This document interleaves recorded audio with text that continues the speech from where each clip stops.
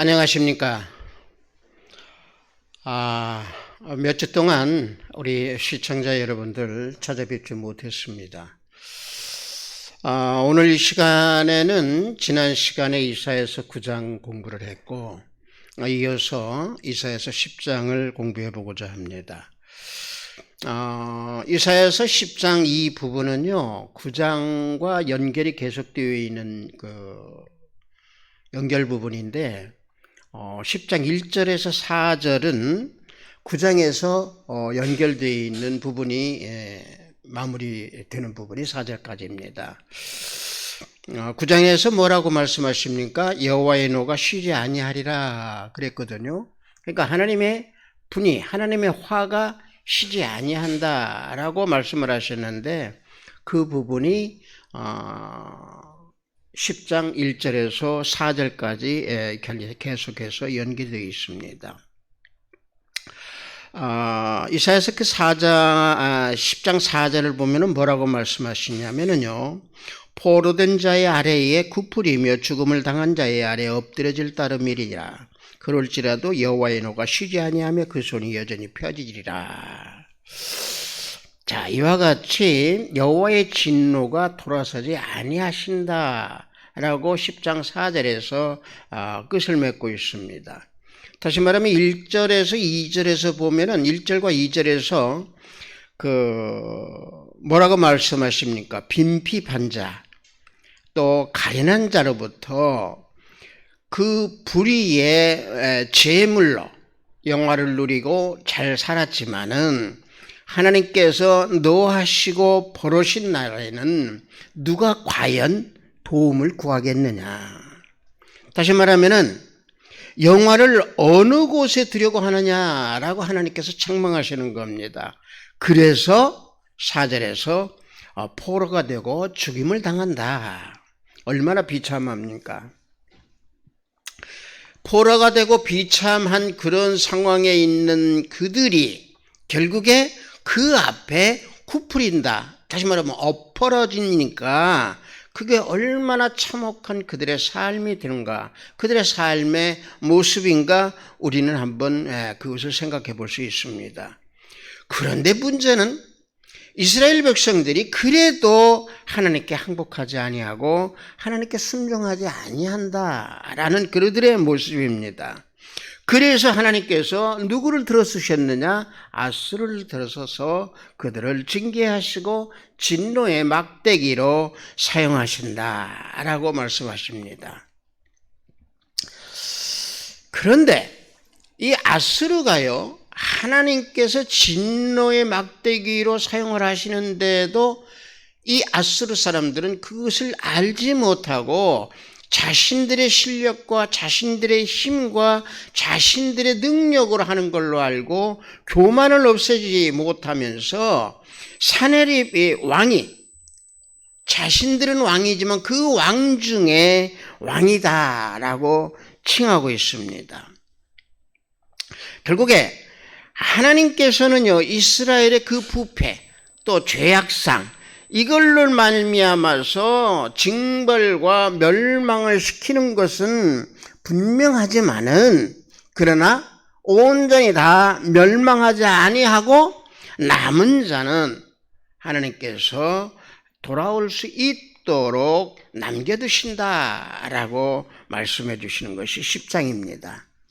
그래서 10장 1절과 4절에서는 하나님의 노가 그치지 아니한다라고 하시면서 이 전체 5절에서 34절까지는 두 가지 부분으로 우리가 나눠서 공부해 볼 수 있습니다.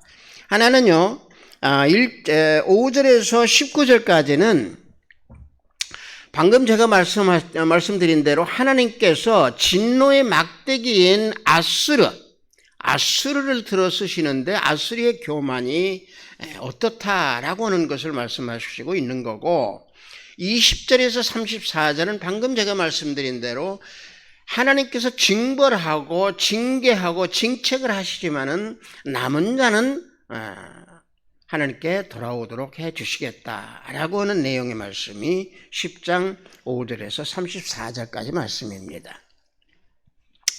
자, 여기에서 우리가 5절에서 19절까지 우리가 그 말씀을 좀 더 자세히 우리가 들여다보면은 방금 말씀드린 대로 하나님께서는 아수르를 진노의 막대기로 사용하신다고 그랬습니다. 근데 아수르는 과연 하나님을 아는 백성들이었느냐? 하나님을 모르는 백성들이었단 말이에요.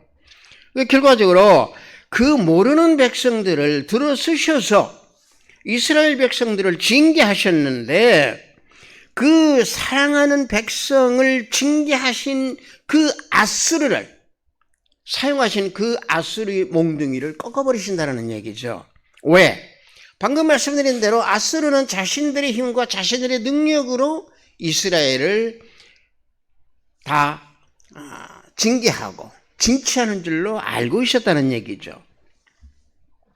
하나님의 심판이었고 하나님의 역사였다라고 하는 것을 아수르는 몰랐습니다. 다시 말하면 하나님께서는 온 땅, 온 우주, 온 인류를 다스리시고 또 하나님의 섭리에 따라서 아수르는 심판의 도구로 사용하셨음에도 아수르는 그걸 몰랐다는 얘기입니다. 왜 그러면 하나님께서 아수르를 심판의 도구로 사용하셨느냐? 하나님께서는요, 들어쓰시는 게 이방인들이든 불신자이든 누구든지 사랑하는 자녀를 위해서는 몽둥이로 쓰십니다. 다시 말하면 징치의 도구로 사용하십니다. 왜? 의로운 우리 하나님의 자녀들을 위해서 하나님께서는 들어쓰십니다. 그런데 들어쓰는 그 사용당하는 사람들이 어느 누구를 막론하고 그걸 모르기 때문에 교만에 빠지게 됩니다. 이게 대단히 잘못되어 있는 것이고 그것을 알지 못하는 그들이 결국에는 항상 멸망의 길로 걸어간다라고 하는 사실입니다. 그래서 하나님께서 아수르를 심판하신다라고 선언하시는 것이 5절에서 7절 말씀입니다. 자, 7절 보면 뭐라고 말씀하십니까? 그 마음의 생각도 이같지 아니하고 오직 그 마음의 허다한 나라를 파괴하여 멸절하려 하여. 자, 이거 보십시오. 아수르는 자신들의 힘이 있고 자신들의 능력이 있는 줄 알고 모든 나라, 허다한 나라, 모든 나라를 파괴하고 멸절하려고 한다라고 말씀하고 있습니다. 이것이 바로 뭐니까 바로 밑에 8절에서 그 답을 주고 있습니다. 뭐라고 합니까? 이르기를 나의 방백들은 다 왕이 아니냐 그럽니다. 그러니까 방백들이 다 왕인데 사내립 왕은 그 방백들 중에 왕이니까 왕 중에 왕이다 라고 그들은 자신들을 교만 속에서 빠뜨리고 있는 그런 행위를 하나님께서 보았기에 심판하시고 꺾으신다 라고 말씀하시는 겁니다.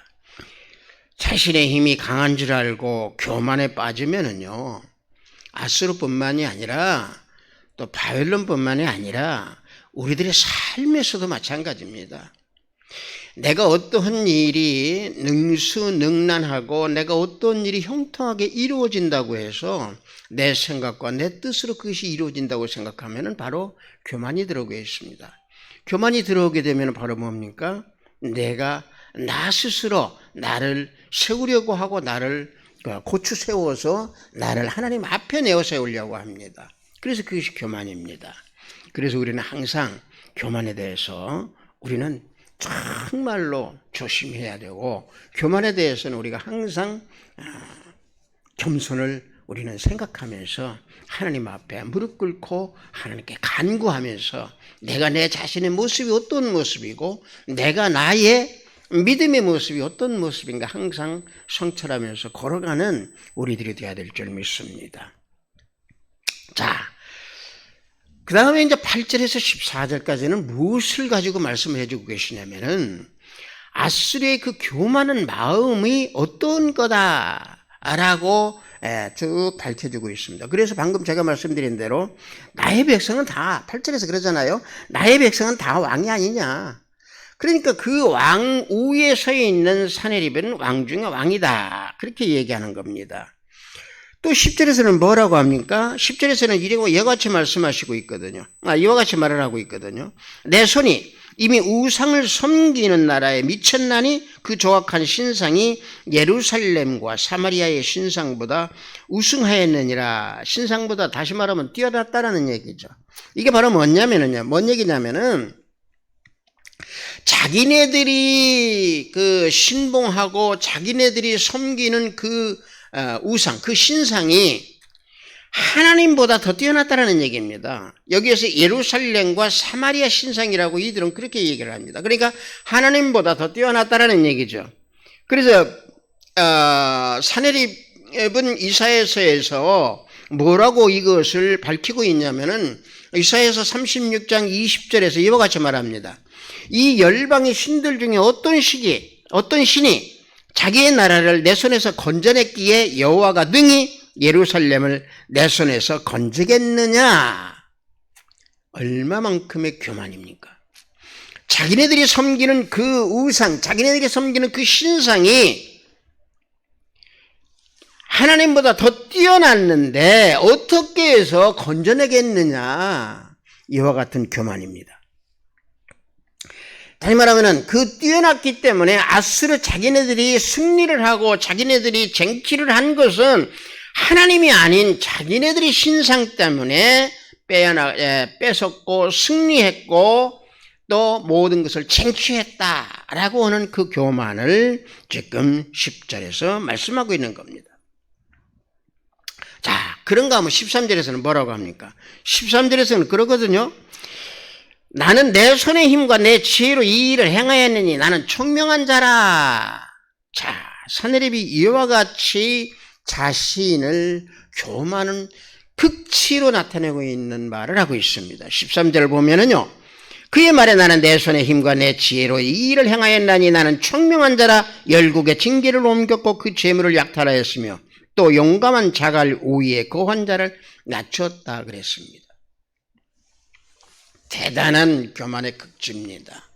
사내립 왕의 이 교만을 하나님께서는 보시고 징치하고 너희들 아수르를 징계의 막대기로 사용했지만은 너희들을 꺾어버리시겠다 라고 말씀을 하십니다. 그래서 14절에 아수르는 또 뭐라고 자기의 교만을 나타내느냐. 14절에 그렇게 얘기합니다. 내 손으로 열국의 재물을 다 얻었다 그럽니다. 14절 보십시다. 나의 손으로 열국의 재물을 얻은 것이 세의 보금자리를 얻음 같고 그랬습니다. 또 온 세계를 얻은 것은 내가 버린 알을 주음 같으나 날개를 치거나 입을 벌리거나 지저귀는 것이 하나도 없었도다 하는도다.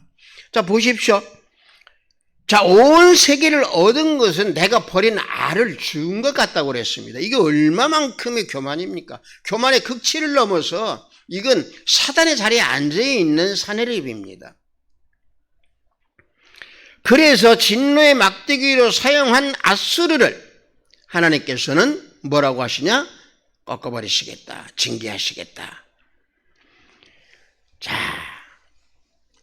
아수르의 병력이 이 산에 둘러싸여 있는 이 나무와 같이 빽빽한 그런 병력과 또 기름진 땅, 또 밭, 이런 모든 것들을 다 가지고 있지만 패망하겠다는 얘기죠. 계산할 수 없을 만큼 패망시키겠다는 얘기입니다. 그래 하나님께서요 이 역사를 하시면은 반드시 그걸 이루십니다. 이 아수르를 멸망하시겠다라고 하는 것이 그 성취를 분명히 해주시는데 그걸 증거하는 말씀이 이사야서 37장 36절입니다. 자, 말씀을 보면은요. 여호와의 사자가 나가서 아수르 진중에서 18만 5천인을 쳤으므로 아침에 일찍 일어나 본즉 시체뿐이라 그랬습니다. 보십시오. 하나님께서 아수르의 그 징계 막대기를 꺾으신다라고 하는 그 사실이 성취된 것을 이사야서에서 이와 같이 증거해주고 있습니다. 자, 우리가요 이 아수르의 징계, 징치, 또 아수르의 교만, 이것을 볼 때 우리는 단지 아수르가 대단히 교만했구나, 아수르가 하나님께서 들어섰는데 너희들 왜 그래, 성경 보니까 그러네, 여기에서 그치면 안 됩니다. 다시 말하면 뭔 얘기냐면은 이 말씀을 봤을 때 우리가 이러한 믿음 생활할 때 이런 교만이 드러나서는 안 된다라는 얘기입니다. 예수님께서 이 땅에 오셔가지고 우리에게 보여주신 본은 무엇입니까? 겸손입니다. 온유입니다. 우리는 항상 예수님께서 우리에게 주신 모든 그런 본을 우리는 따라야 됩니다. 우리는 입술과 말로는 따라야 된다고 그렇게 이야기하면서 그리스도의 향기를 우리는 품어야 한다. 우리는 그리스도의 향기를 나타내야 된다라고 입술로는 말을 합니다. 그러나 실질적인 삶의 행위나 삶의 모습에서는 우리가 그것을 나타내지 못할 때가 많이 있습니다. 그래서 우리가 이사야서 10장 5절에서 14절까지의 여기에서 우리가 볼 때 이 교만이 나에게 있어서는 아니 되겠다라고 하는 것을 우리는 다시 한번 깊게 묵상을 하는 그런 시간이 되어야 될 줄 믿습니다. 자, 이제 그 후에 15절에서 19절까지는 결국에 아수르를 심판하셔서 그들이 멸망하는 그들의 모습을 지금 하나님께서 이와 같이 밝혀주고 있습니다. 자, 그 다음에 나머지 그 뒷부분, 우리가 20절에서 34절, 이게 참 중요한 부분입니다. 뭐냐면은 이 남은 자에 대한 교리인데, 이 남은 자에 대한 교리를요, 우리는 그저 넘겨서는 안 됩니다. 왜 그러냐면은 하나님께서는 아수르를 징계의 막대기로 들어쓰셔서 그들을 꺾으셨고, 또 이스라엘을 징치하시고 또 징계를 하셨는데 그들을 다 멸망치 하도록 하지 않고 남은 자를 놓아두신다고 그랬습니다.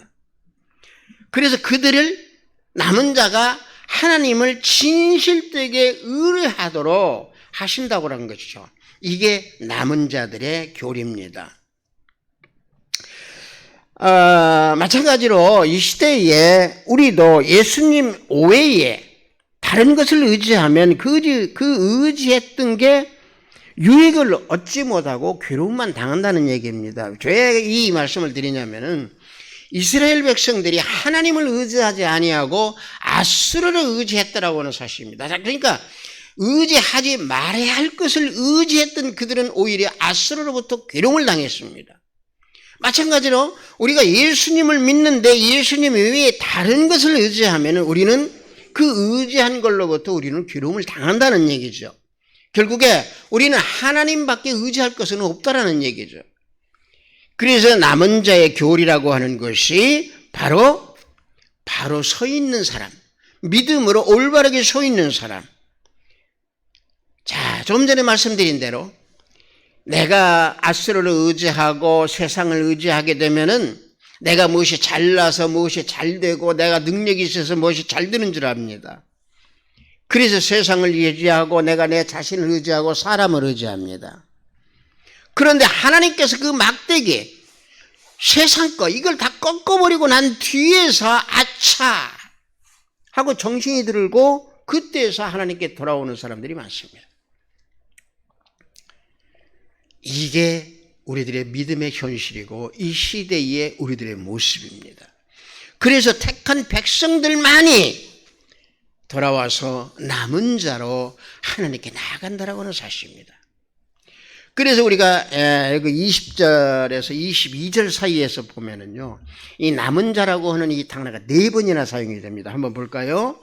20절에서 22절까지 제가 봉독해 드립니다. 그날에 이스라엘의 남은 자와 한번 나왔습니다. 야곱 족속의 피난한 자들이 다시는 자기를 친자를 의뢰하지 아니하고 이스라엘의 거룩한 자 여호와를 진실하게 의뢰하니 남은 자 2번 나왔습니다. 곧 야곱의 남은 자 3번 나왔습니다. 남은 자가 능하신 하나님께로 돌아올 것이라. 이스라엘이여 내 백성이 바다의 모래가 들지라도 남은 자만 4번 나왔습니다. 남은 자만 돌아오리니 넘치는 고기의 회멸이 작정되었습니다. 그랬습니다. 4번이나 언급하신 이 남은 자를 우리는 구속사적으로 한번 살펴보자는 얘기입니다. 구약에서 놓고 보면은 이 남은 자에 대한 그 말씀이 여러 곳에서 증거를 하고 있습니다. 예레미야서, 요엘서, 암모니아서, 미가서, 또 스바냐, 각각 보면은 남은 자에 대한 교리가 쭉 우리에게 교훈해주고 있습니다. 중요한 것은 뭐냐면은 하나님께서는요, 이스라엘 백성들을 완전히 진멸하는 것이 마땅하지만은 남은 자가 있도록 긍휼을 베풀어 주신다. 항상 제가 말씀드리는, 오늘 이 시간에 제가 말씀드리는 이게 남은 자라고 하는 것이 굉장히 중요하다라고 하는 사실입니다. 여러분들 이 남은 자를 보면 한번 보십시다. 우리가 남은 자 그러면 맨 처음에 우리가 딱 떠오르는 게 누굽니까? 홍수 심판에서 남은 자가 누굽니까? 노아입니다. 또 그뿐입니까? 엘리야는 또 어땠습니까? 엘리야 당시에도 7,000명을 남겨주셨습니다. 자, 솔로몬 때에도 솔로몬이 하나님을 배반하였으므로 하나님께서 멸망시킨다고 그랬는데 딱 한 지파를 남겨주셨습니다. 유다 지파 하나를 남겨주셨습니다. 열왕기왕상 11장 13절을 보면은 오직 내가 이 나라를 다 빼앗지 아니하고 내 종 다윗과 내가 택한 예루살렘을 위하여 한 지파를 내 아들에게 주리라 그랬습니다. 하나님께서는요, 이와 같이 구원 계획을 이루시기 위해서 남은 자를 돌아오게 하시겠다라고 이와 같이 언약을 주시는 겁니다. 그러면 남은 자가 돌아오면 누구에게로 돌아오고 누구를 의지하겠느냐? 이게 이사야서 10장 20절 이하에 설명을 해주고 있습니다. 자, 20절에서 보면은요, 뭐라고 말씀하시냐?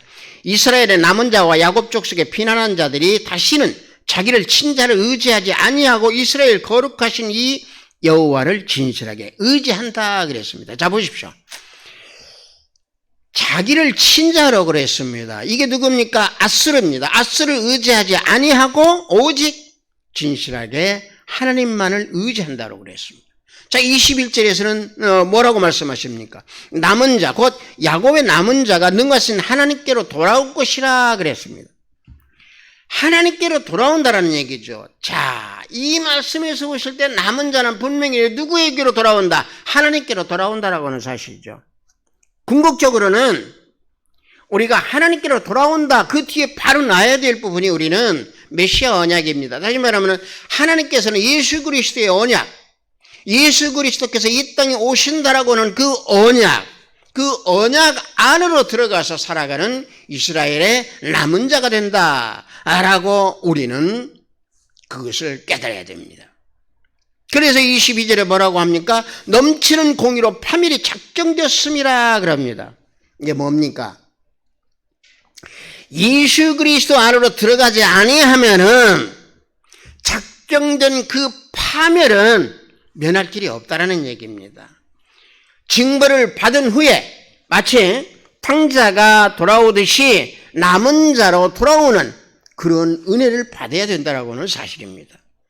그래서 오늘 저는 여러분들에게 이 남은 자에 대한 이 부분 아주 우리 믿음 생활에서는 중요한 우리들의 모습이 되어야 된다라고 하는 것을 강조하고 싶습니다. 왜냐? 지금 방금 10장에서 놓고 보면은 하나님께서 구원을 해주시는 그 과정에서 우리 인간들을 또는 우리 사람들이 해야 할 수 있는 것은 거의 불가능하다라고 하는 것을 우리는 여기에서 또 느끼고 알 수 있습니다. 그래서 전적으로 구원은 우리 주 예수 그리스도 은혜만이 우리를 구원해 주신다라고 하는 것을 여기 10장에서 우리는 남은 자에 대한 교리에서 우리는 배우고 깨달아서 우리는 믿음 생활을 굳건히 지키는 저와 여러분들 시청자 모두가 되기를 예수 그리스도 이름으로 축복합니다. 잠시 기도합니다. 아버지 하나님 감사합니다. 오늘 이사야서 10장 아수르의 교만과 남은 자에 대한 교리에 대해서 공부를 했습니다. 우리 모두 시청하시는 우리 모두가 하나님이 원하는 또 남은 자의 택한 백성이 되어서 하나님 안에서 예수 그리스도 안에서 믿음을 굳건하게 지키는 우리 모두가 되기를 원합니다. 예수 그리스도 이름으로 기도드렸습니다. 아멘.